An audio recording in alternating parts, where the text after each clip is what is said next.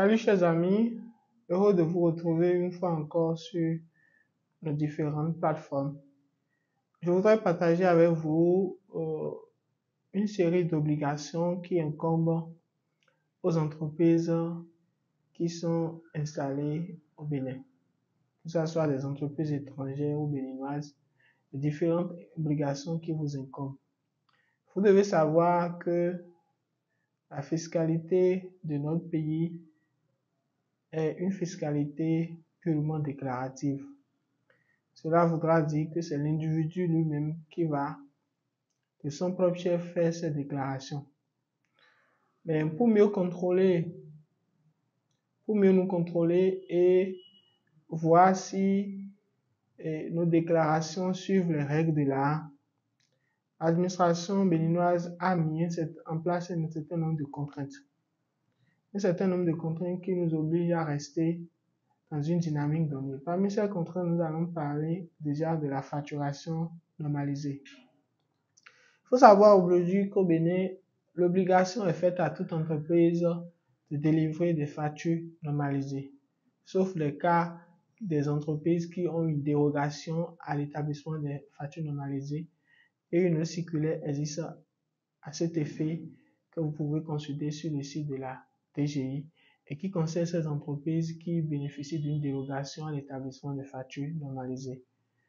Mais au-delà de ces entreprises, toutes les autres entreprises sont dans l'obligation de délivrer des factures normalisées. Et vous devez, en tant qu'entreprise, lorsque vous effectuez des achats, demander à obtenir des factures normalisées. Et mieux, même quand il s'agit d'un simple prestataire, il peut aujourd'hui, grâce à la facturation en ligne, vous faire des factures normalisées aussi pour que vous ne tombez pas sous le coup de la loi. Parce que sans facture normalisée, vous n'avez pas de charges déductibles, surtout si vous êtes dans le régime réel. La deuxième obligation qui vous incombe en tant qu'entreprise, c'est d'avoir une comptabilité. Vous devez savoir que lorsque vous êtes entreprise, vous devez avoir une comptabilité. Avoir une comptabilité, c'est avoir une organisation comptable bien ficelée, bien mise en place et qui vous permet de produire les éléments comptables, notamment les états financiers, et aussi de répondre à toutes les réquisitions de l'inspecteur quand il s'agit de produire les documents dont ils ont besoin.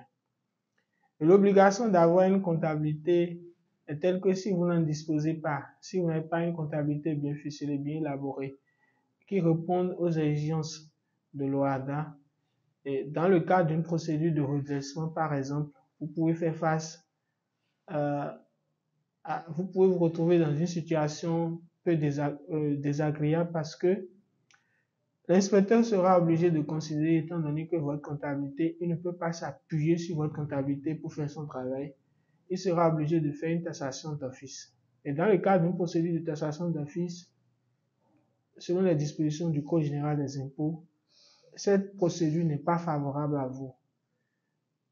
Et qu'est-ce qu'ils considèrent dans ce cas pour faire une procédure de taxation d'office? C'est-à-dire, ils vont prendre les éléments du chiffre d'affaires que vous avez et considérer que l'ensemble de vos charges, par exemple, font 70% de vos produits.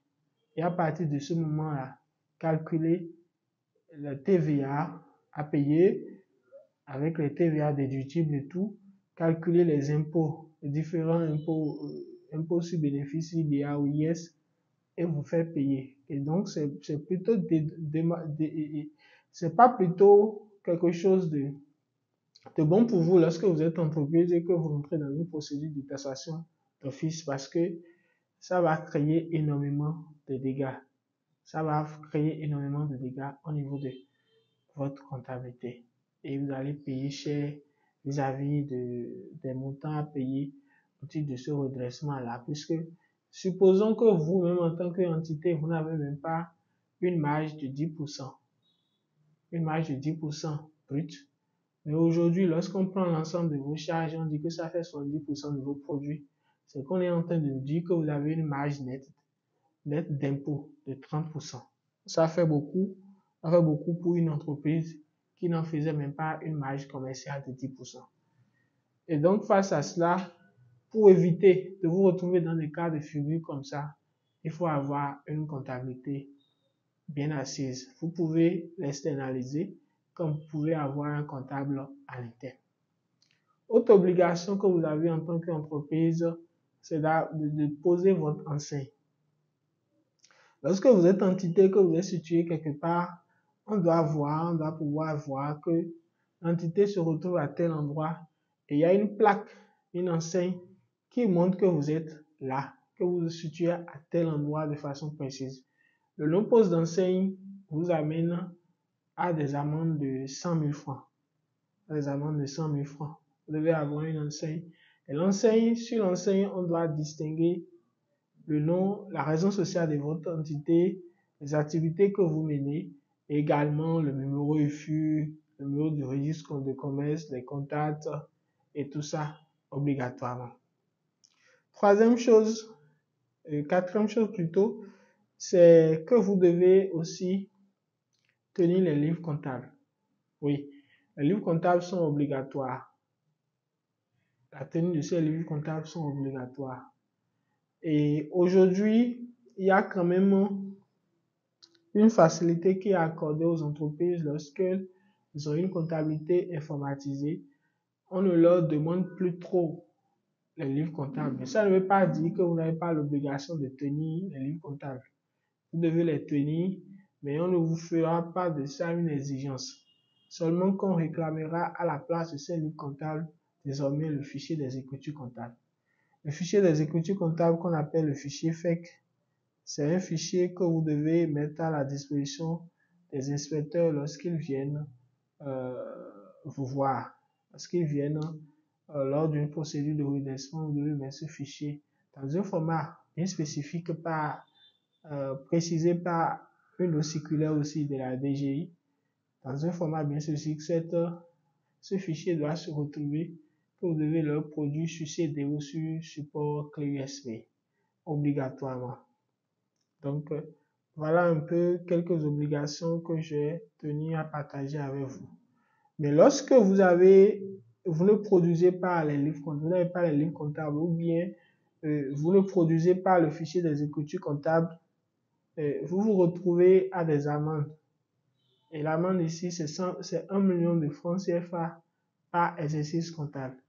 Lorsque, par exemple, on vient chez vous pour une vérification générale de la comptabilité qui porte sur 3 ans et que vous n'êtes pas en mesure de fournir le fichier des écritures comptables pour chaque année, vous avez déjà 3 millions comme amende que vous devez payer. Donc, voyez un peu là où ça peut vous amener si vous ne faites pas ce qu'il faut, si vous n'avez pas une comptabilité, que vous n'êtes pas bien organisé au sein de votre entité, là où ça pourra vous amener comme dégâts. 3 millions, c'est déjà beaucoup pour les trésoriers de nos entreprises qui sont pour la plupart de petites et moyennes entreprises. Donc, même les grandes entreprises, verser 3 millions de cette façon à l'État, c'est toujours une perte. C'est toujours une perte. Décaisser de l'argent inutilement pour des choses qu'on aurait dû faire, c'est toujours une perte. Donc, vous devez savoir que vous avez ces obligations et en face de ça, savoir ce qu'il faut faire. Autre obligation que je vais citer pour finir cette vidéo, je parlerai des obligations déclaratives. Les obligations déclaratives, parce que vous avez des déclarations à faire en fonction du type de régime dans lequel vous allez vous retrouver. Si par exemple vous êtes dans un régime réel, il y a des déclarations mensuelles ou trimestrielles que vous devez faire en fonction de votre chiffre d'affaires. Et si vous êtes à la TPS, il y a des déclarations annuelles que vous devez faire par l'établissement des états financiers. Mais si vous ne savez pas que vous ne faites pas ces choses à temps et dans les moments impartis, c'est que vous allez vous retrouver sous le coup des pénalités. Et les pénalités, dans ce cas, il faut distinguer aujourd'hui parce que beaucoup ne le savent pas. Il y a la pénalité d'assiette, il y a la pénalité de recouvrement. Dans l'un ou l'autre des cas, en fonction des impôts, les cumuls peuvent aller à 20 ou plus de 20% que vous pouvez payer. D'accord? Donc, pour éviter tout ça, de faire face à tout ce type de pénalité, faites vos déclarations à temps pour éviter de payer inutilement de l'argent à l'État sous forme de pénalité. Et ces pénalités encore, il faut le dire, ces pénalités sont des charges non déductibles en fait. Donc ça fait qu'on vous frappe deux fois en fait. Qu'on vous frappe deux fois parce que non seulement vous allez décaisser la charge pour l'État, mais la pénalité n'est pas déductible. Donc la charge n'est pas déductible et donc vous êtes frappé deux fois quelque part. Et donc pour éviter de faire face à ce genre de situation, il vaut mieux pour vous de déclarer et de payer vos impôts à temps. Ces 6 catégories d'obligations dont j'ai parlé, vous devez le faire. Je voudrais préciser pour finir que pour les établissements qui sont à la TPS, que eux, ils ont l'obligation de tenir des registres de vente et de prestations, d'accord, et des registres d'achat et de dépenses. Ces deux registres-là, ils sont obligés de tenir ces registres qui doivent être aussi cotés et paraphés par le tribunal de commerce. Voilà un peu en ce sens ce que je voulais partager ce soir avec vous.